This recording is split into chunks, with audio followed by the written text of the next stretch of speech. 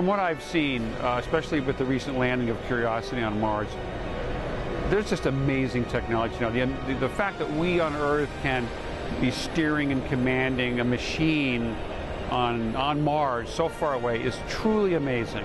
I never could have imagined that really being the case back 40 years ago when we started on the first Star Wars. At that time, even the R2 on the set could barely move down the hallway. We are making big leaps, I know that.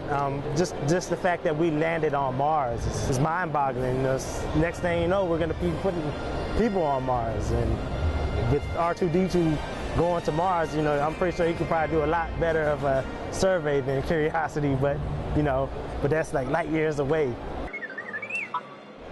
The development of robotics, of course, is a very exciting endeavor. R2-D2, of course, kind of paved the way, showing us that you could have a robot that you could talk to and instruct, and it can carry out your tasks in another place, in another world, perhaps.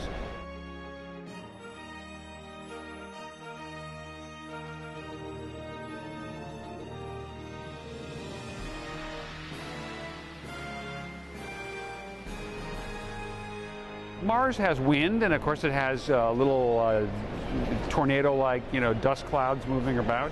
So I would imagine there's be good wind sounds on Mars, whistling around the edges of of Curiosity, for instance, and I'd love to hear it.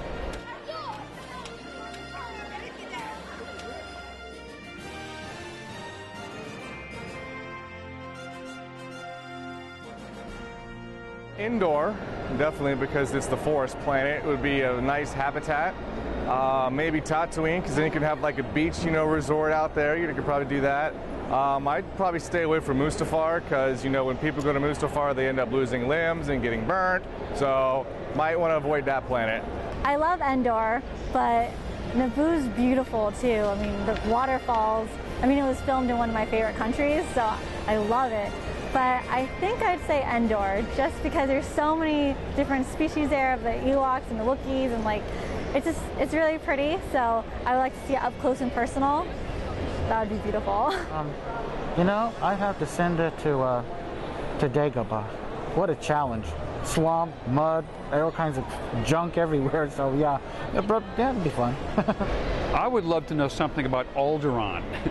Okay, now that's a Star Wars world we never went to, so therefore I'd love to send Curiosity to either Dantooine or Alderaan to see what's there, because they're only referred to in the movies. We never go there, so I can't tell you what to expect, and that's why I would send the probe.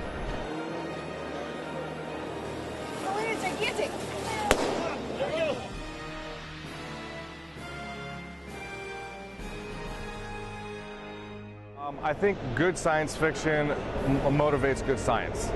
So when you see something, it's like, I'd love to be able to do that, and then you start going about trying to do it. And when you accomplish it, it's like, I did this because I was a Star Wars geek. People see all these sci-fi movies, and then they hear about what people are actually doing to try to do things, I guess, similar to that. So I think it just fascinates them that we can do these things that have come out in old movies, and nowadays we can do stuff like this. So I think that really draws people into everything. It's going very fast, relatively. I mean, how long the movie was made, 30 years ago, and a lot of things that were in the movies are coming to reality. Ion drives, they now exist. They did not back then. I'd like to see some lightsabers and some blasters, but as far as that, getting close on the technology. It's there. It happened a lot quicker than some had thought.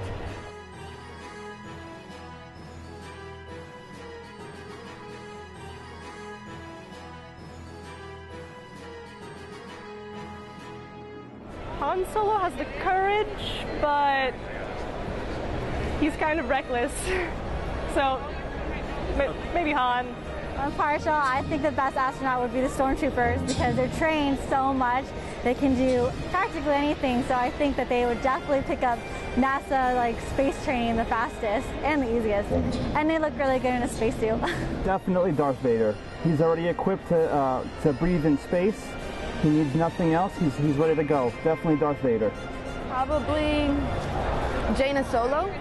She seems to be very mechanically inclined, and so astronauts need to be able to fix things extremely fast and efficiently. Clearly Princess Leia. She's the best character in all the movies.